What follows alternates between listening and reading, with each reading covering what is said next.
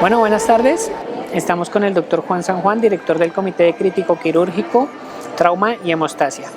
Doctor Juan, ¿cuáles son los objetivos que se tienen desde tu comité para llevar a la educación en la gente que nos sigue y la gente que tiene un interés por toda la parte académica de este comité?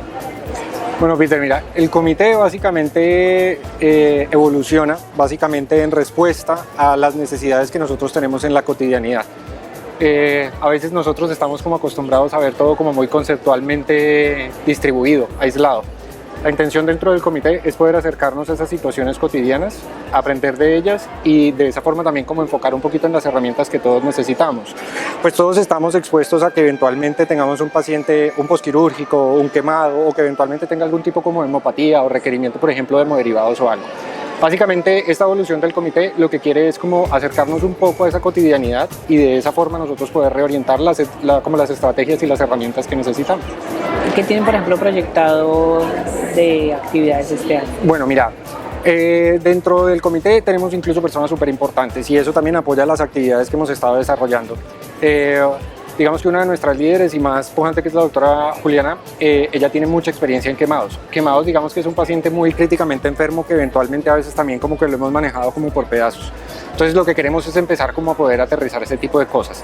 Lo otro es toda esta necesidad que se ha venido visibilizando, por ejemplo, el uso correcto de hemoderivados, cuándo sí, cuándo no, cuándo tener como esa posibilidad o ese checklist de estrategias que debemos ir como agotando antes de pronto de utilizar un hemodderivado, una transfusión sanguínea o demás, o también qué hacer en caso de presentarse como alguna adversidad. Entonces digamos que en términos generales vamos a tratar como de ir a la vanguardia de lo que el mundo nos ha venido exigiendo y también de esa forma como ir transformando lo que estamos haciendo del día a día con toda esa tecnología o que llega o que toca ir a conseguir. Okay. Bueno, hablemos de paciente quemado. El paciente quemado es un paciente al que uno como intensivista de pronto le teme. Y por otro lado, es un paciente en el que la atención integral o los lugares de atención pues no son muy altos en las regiones. En Bogotá contamos con un par de unidades de quemados, pero para un intensivista que está alejado de una unidad de quemados, dime cuáles serían unas 3 o 4 recomendaciones de qué hacer con ese paciente con el que él se tiene que quedar y no tiene cómo trasladarlo a una unidad de quemados. Bueno, entonces digamos que ese tipo de incertidumbres que tiene el escenario de esa persona que propones son muchas de las cosas que hemos hablado en las actividades del comité. Entonces, por ejemplo, ¿qué podemos rescatar de eso? Uno poder identificar esos centros, ¿no? Donde eventualmente ese tipo de pacientes pueden tener de pronto toda esa estructura, todo el equipo, toda la tecnología que requieren y eso es súper importante tenerlo en cuenta. Uno de los grandes mensajes es que eventualmente si el paciente me llega yo no tengo por qué tratar de ser todo, sino por el contrario trabajar en equipo y también identificar esos equipos que tienen estandarizado eso. Lo segundo, pues eventualmente tratar de estabilizar el paciente y operativamente tratar de remitir ese paciente si uno no tiene las condiciones. Tercero, perderle el miedo. Evidentemente, pues todos sabemos que es una situación que puede ser impresionante desde el punto de vista visual y de aproximación, además de la cantidad de condiciones que están relacionadas a la quemadura, pero después de que nosotros nos mantengamos bajo los lineamientos básicos de la reanimación y del cuidado de un paciente crítico, eso no debe exceder más de eso. La minucia del detalle, el protocolo o alguna cosa, eso lo revisamos en cualquiera de las actividades que nosotros tenemos dentro del comité, pero creo que mis recomendaciones principales es identificar dónde están esas unidades, poder llamar, porque eso también hace parte de estar entre nosotros, identificar esas unidades y adicionalmente con la tranquilidad hacer su proceso de reanimación y dejar ese paciente en las condiciones para poder trasladarlo donde le podamos dar ese proceso de atención.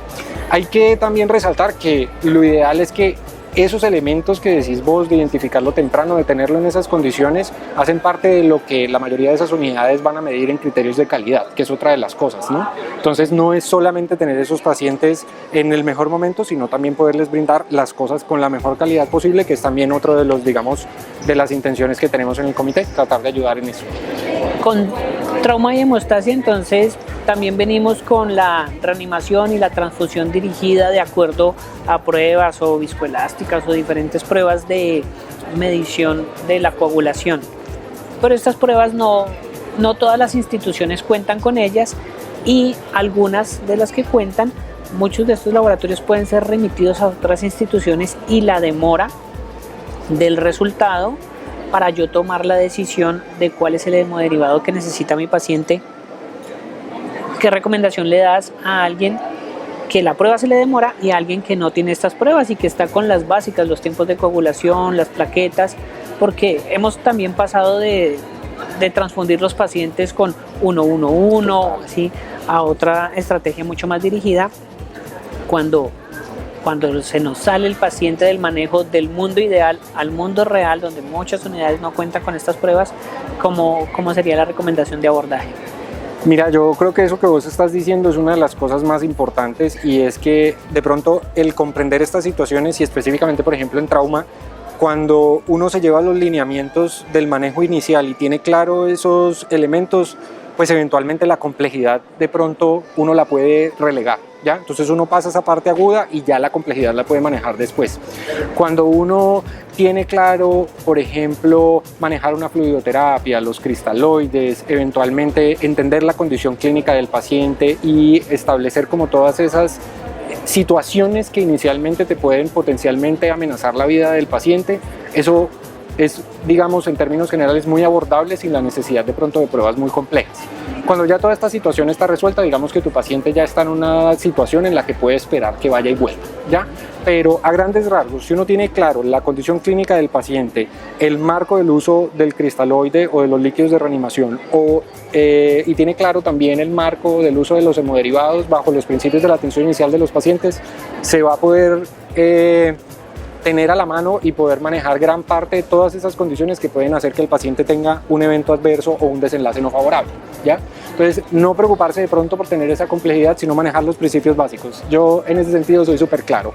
La clínica, los principios básicos y resolver lo que hay que resolver, y ya más adelante buscar la complejidad. Okay. Bueno, y ahora voy a meterme un poco en mi campo, que es la parte de farmacología, y en la parte de trauma.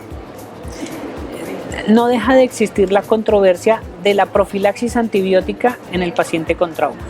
Entonces, no deja de existir el triconjugado de antibióticos para el paciente con trauma, independientemente del trauma que tenga. Y hay veces que esa profilaxis no termina siendo una profilaxis, sino un tratamiento. Entonces, mi paciente, a pesar de no tener clínica infecciosa, que han pasado 3, 4, 5 días, se extiende todavía este tratamiento. Entonces, ¿cómo recomendamos una profilaxis antibiótica segura, efectiva, en los pacientes con trauma que lo necesitan? Esa es una situación bastante discutida, ¿no? Lo principal es que el trauma viene con una respuesta inflamatoria, y también eso es súper importante, traducir que esa respuesta inflamatoria no es igual a antibiótico. Ajá. Que es como como de los principales escenarios en los que uno tiene esa conversación. Lo segundo, hablarse con el grupo quirúrgico. El grupo quirúrgico a veces permite y facilita el conocimiento frente a ciertas situaciones que puede que la lesión envuelva un área, un sistema o una condición anatómica que sea necesario, por ejemplo, una terapia antibiótica, ¿no? Entonces están todos estos traumas que tienen algún tipo de contaminación de cavidad, de exposición de algún tejido, o digamos como alguna condición que sí pueda ameritar una terapia, que pueda ser directamente una terapia como tal instaurada, una antibiótico terapia, o el manejo de una profilaxis, o necesariamente un cubrimiento que después puede de todos modos de pronto no necesitarse después de una intervención quirúrgica o de resuelto el problema, ¿no? Entonces, en términos generales, mi recomendación sería no traducir que la respuesta inflamatoria del trauma toda es infección, eso no. Lo segundo, hablarse con los equipos quirúrgicos que de pronto nos permitan a nosotros entender un poco más la fenomenología y la comprensión de ese trauma, si eventualmente tiene la necesidad de una profilaxis o no, y definitivamente tener equipos integrales que puedan hacer monitoreo y vigilar y llamar, digamos, levantar la mano y decir, venga, este antibiótico lo pusimos, ¿todavía tiene la indicación o no la tiene? ¿O hasta cuándo lo vamos a llevar? Y eso es súper importante también, de ir integrando los otros equipos y los otros aspectos en el cuidado continuo. Nosotros hacemos una parte desde la fase inicial, la condición clínica y toda esa como parte aguda, pero nosotros también tenemos que integrar los otros que nos ayudan a que esa continuidad que nosotros le vamos a dar pues no termine en situaciones como las que acabas de decir. La otra pregunta que también está relacionada con la parte de medicamentos y de antibióticos es, aparte de la profilaxis, el tiempo de tratamiento definido por qué criterio. ¿Es tiempo? ¿Es paraclínico? Y sé que la respuesta que me vas a decir es todo, ¿sí? Pero entonces es algo en lo que también la literatura ha venido cambiando. Antes teníamos días, 14 días de antibiótico, 10 días de antibiótico, con cultivos negativos, sin cultivos, hablando de una cavidad abdominal. Entonces, después, esta pregunta puede ser muy puntual, pero a la vez ambigua, después de que la cavidad está cerrada, ¿cuánto tiempo de antibiótico puedo considerar para ya suspenderlo? Y así evitarme todos los efectos adversos que vienen de la mano de una administración de un medicamento, en este caso los antibióticos, las disbiosis, las alteraciones electrolíticas. ¿Cuánto tiempo se recomendaría o cuáles serían los criterios que debería tener el intensivista para decir ya lo vamos a suspender? Pues mira, yo lo que generalmente he podido como nutrirme de las discusiones es que lo principal es determinar si el foco está controlado. Eso creo que es lo primero que abre una disyuntiva entre la duración, entre tener una corta duración y tener una larga duración. Desde el punto de vista de infecciones intraabdominales, ahora los estudios lo que eventualmente sugieren es que el curso, una vez controlado, puede ser de 3 a 5 días. 3 días. Obviamente, supremamente individualizable. Los números, entiendo en la literatura, a veces son supremamente arbitrarios, 3, 7, 14, 21, 30, pero digamos que le da un margen, la evidencia ahorita le da un margen para manejar una vez controlado el foco intraabdominal de 3 a 5 días y ya está. Obviamente en el curso de que el posquirúrgico vaya bien, no tenga una respuesta inflamatoria y todo tienda pues como a una normalización y estabilización de su condición inflamatoria. Sí, entonces la literatura cada vez nos ha llevado a unos esquemas más cortos, pero en todas esas diferentes variables, al final creo que todos estamos llegando al punto de se controla el foco, tienes un cultivo negativo, la cavidad se cerró, no necesitas más de 72 horas después de ese control y evaluando la condición del paciente. Completamente de acuerdo. Sí. El doctor Juan nos acompañó hoy con una charla. ¿Cómo se llamó tu charla? La fuga capilar en relación al endotelio en el paciente posquirúrgico. Fuga capilar en el endotelio en el paciente posquirúrgico. Sí, es compleja, es un trabalenguas. Sí. Bueno, como intensivista, ¿qué tengo que tener en cuenta en un paciente con trauma que su endotelio se ha dañado, donde me va a llevar, hablo de nuevo desde mi área, punto de vista farmacológico, tercer espacio, aumento de volumen de distribución de medicamentos, pero entonces eso desde mi área, pero desde todas las otras áreas, ¿en qué me impacta esa fuga capilar en un paciente con trauma?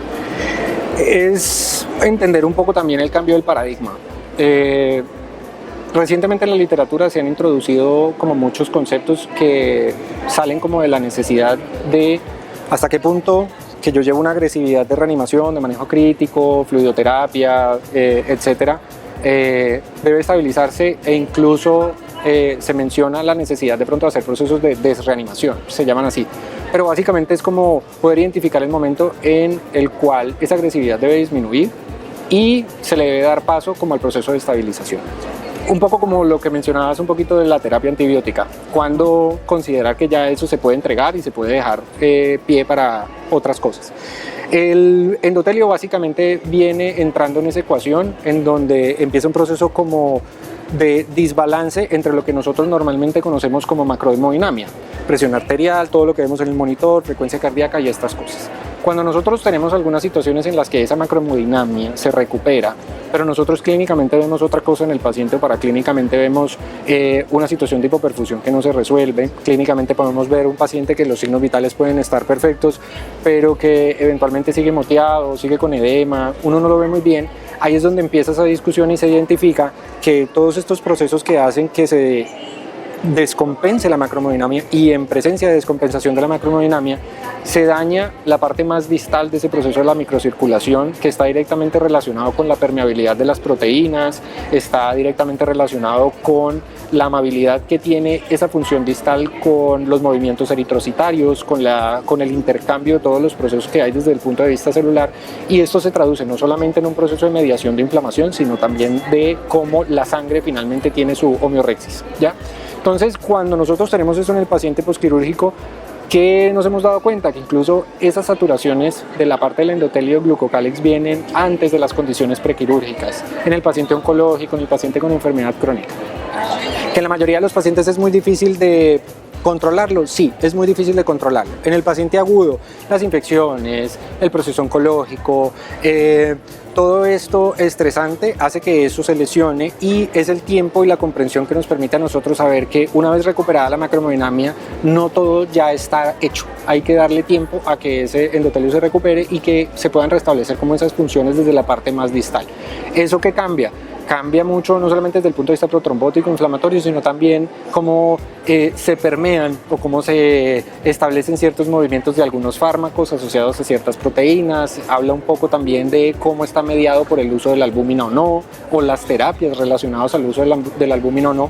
Y gran parte, digamos, como de la enseñanza es que no solamente eso pasa en la unidad de cuidado intensivo, también pasa en el quirófano, también pasa en el acto anestésico, y todos esos datos son como que los que nos permiten a nosotros prepararnos, si bien sea para buscar marcadores relacionados a la lesión endotelial, o en su defecto también entender y poder integrar el resto de baterías que nosotros tenemos en la actividad cotidiana, que nos permitan entender un poco si ese paciente ya lo tenemos en un escenario de recuperación, si es un paciente al que de pronto nos falta un par de cosas para que ese endotelio se recupere, o en su defecto es un paciente que definitivamente no hemos podido recuperar su función endotelial.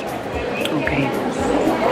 Bueno, y ahora toquemos la parte de líquidos.